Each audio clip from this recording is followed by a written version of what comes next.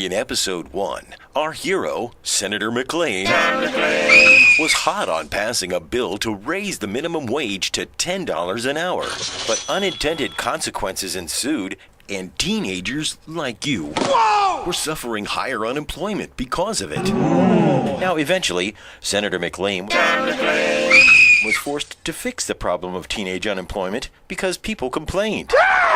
However, there was another problem with the new minimum wage law that few people knew about because it was complex and not so obvious. Personally, I think we got hosed on that call. Now, remember Max Moneybags from the last episode, whose workshop made back scratchers and other plastic novelties? Well, he had a business plan that allowed for $48 per hour in wage expenditures, and he had 6 employees at $8 per hour each. Well, since he now had to pay each of them $10 per hour, he only had 2 choices.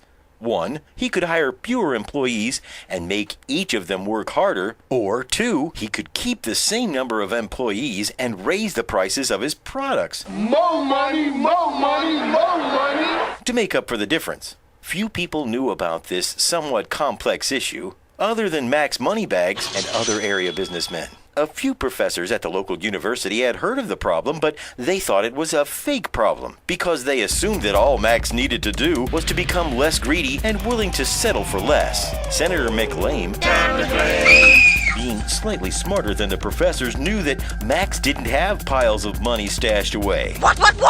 But he believed that everything would end up just fine as long as government kept fine-tuning things. Quiet! The machine has spoken!